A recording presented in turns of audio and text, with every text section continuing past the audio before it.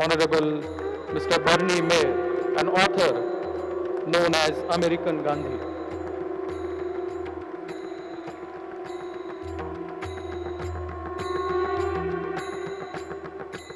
Namaste. I am most happy to be here with you today on the occasion of Gandhi's birth anniversary. Even more, I deeply appreciate speaking about the relevance of science and spirituality related to the symbolism of the dome inhabited by historic representations. At this time, life on Earth is experiencing real suffering and is at the risk of extinction. My journey has led me to be addressing the most dominant causes and risks. Thank you for the honor. Gandhi was the main impetus for my actions in 1969 when I challenged the Dow Chemical Company and the U.S. government about the war in Vietnam,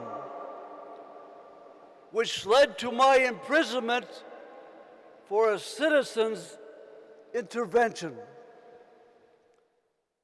I speak to you today as with Gandhi, but beyond Gandhi. I have been portraying the historic Gandhi since 2002, annually since 2005 in India, all by invitation. With Gandhi means with his principles and values. Beyond Gandhi means in the changed sociological and anthropological circumstances of life on Earth since he died in 1948. Gandhi addressed the India of 700,000 villages. Now the world of India is one of huge cities. Gandhi lived in the India of 330 million people. India is populated by 1.3 billion people today. Technology has developed. Biology is vastly more understood. Robots are competing with human brains. Much more could be named. Gandhi's principles and values still apply in this world. My teaching is as old as the hills, said Gandhi.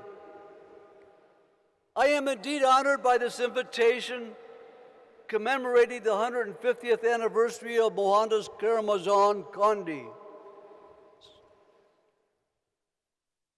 We are living in a time like no other that the human species has experienced. We are on the edge of possible extinction of life on Earth. The planet is growing atmospherically warmer at an accelerating rate called anthropogenic climate disruption, or ACD. Then too, we have continuously growing nuclear weaponry, with its partner, nuclear power. These are compounded by an economic system draining natural resources. We humans have created these mechanisms of destruction. We are divided about the reality, but we are responsible for our actions. Questions. asking the right questions, asking the questions necessary ingredient for finding the truth. I will share a question that Gandhi asked of himself, leading him in his life mission. I will share a question I asked in 1991, which made the difference in my views. The first question about Gandhi was when he was removed from a train in South Africa. And he wondered, how could one human being find pleasure in treating another human being in this way? Should I return to India or stay here in South Africa to work for the rights of Indians? This question led to Gandhi's life mission. The second question, on the eve of the first Gulf War in 1991, it appeared the United States that citizens were opposed to going to a war in Iraq against Kuwait. In January, that war was declared. And I asked the question, why are people violent? I have been studying human violence and responding with nonviolence ever since 1991.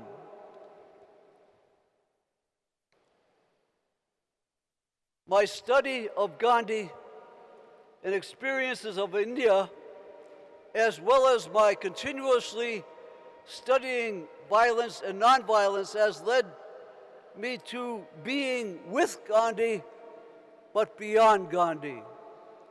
I want to offer you some thoughts about these two questions today. My essay, The Crisis, I wrote this essay for this trip to India and for an event back in the United States. I want to express some excerpts from The Crisis, excerpts centering on Thomas Merton, insights. I have sections from Robert J. Lifton on nuclearism, Siddhartha Patel from his book, The Real Gandhi, Ernest Becker on fundamental human motivation, and Dar Jamal about ACD. The Crisis is available.